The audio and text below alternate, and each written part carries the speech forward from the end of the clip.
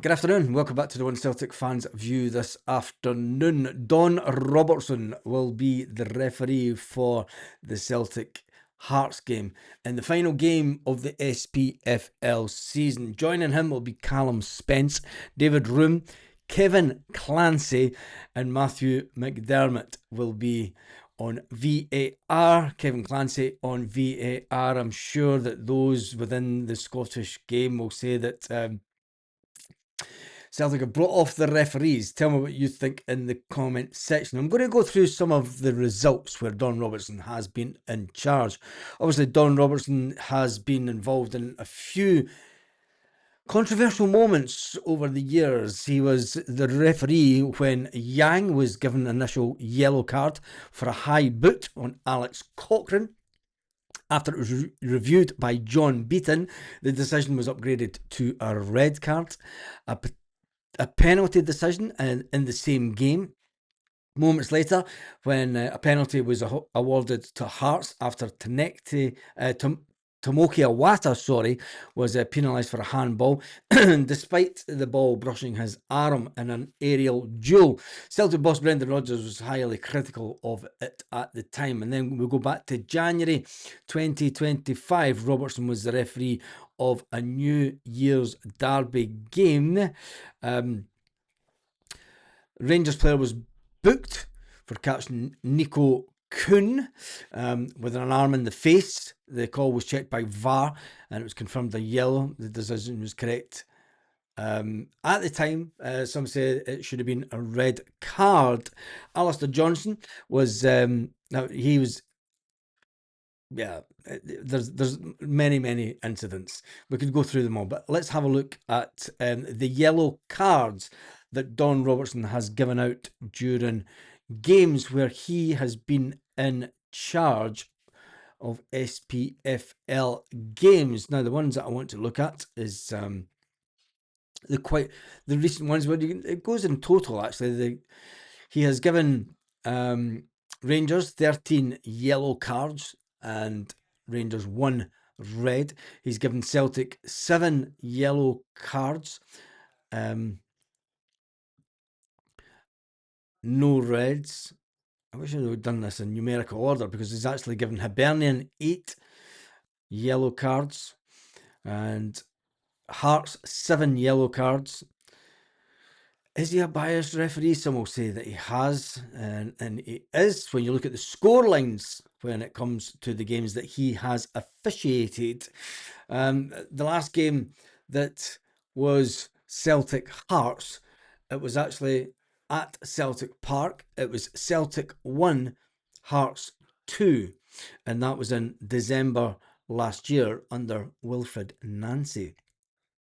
So he has been at high-profile Celtic games where they have lost. He's been high-profile referee where Celtic have won.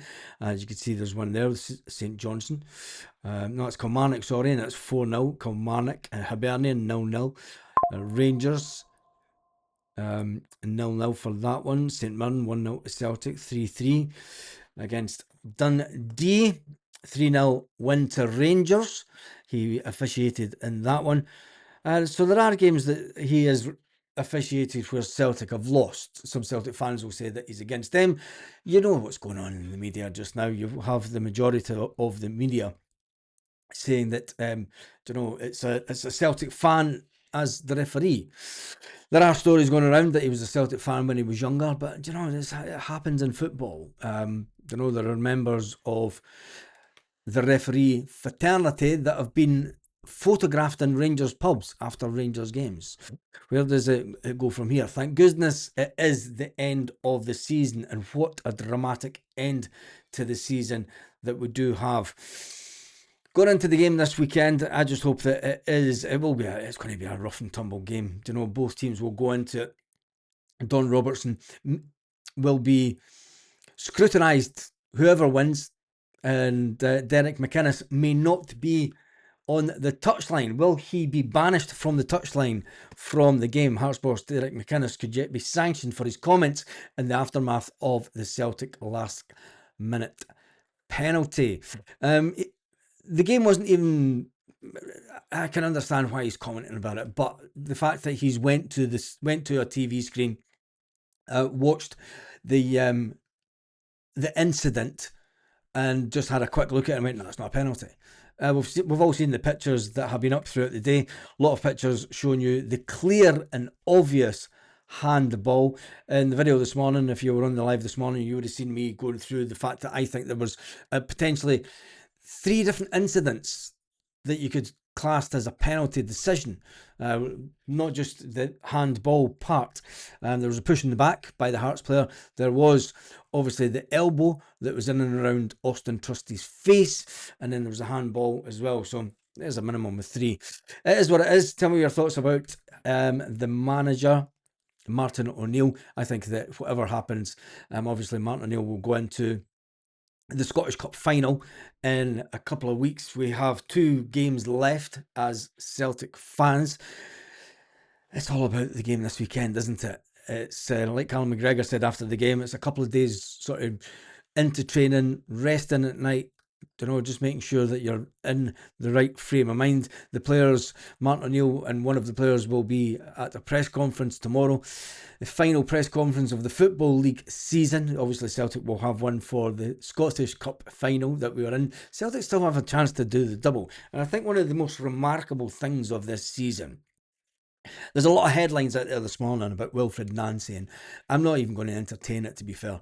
I think that it's whoever went looking for Wilfred at this stage of the season to get an interview with him to try and put all the blame onto the Celtic players is needs a good hard look at themselves. You can see what's getting played out as a Celtic fan, but at the end of the day, we are where we are. We've had to fight for it this season.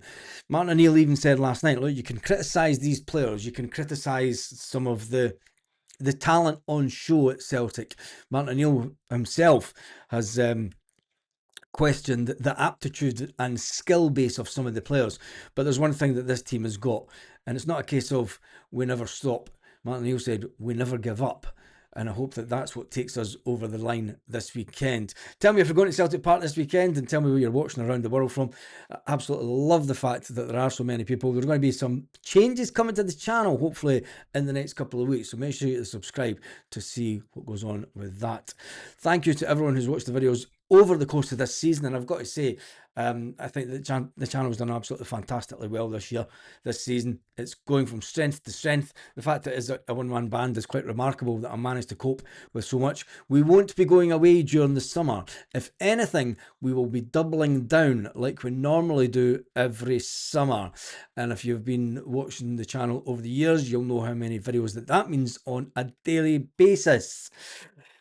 I shall see you this evening. Time to rest my own throat. I shall see you this evening, where we'll talk about the continued meltdown in the media, and we'll start to look forward to an absolutely fantastic end to the season. Will we see Callum Osmond?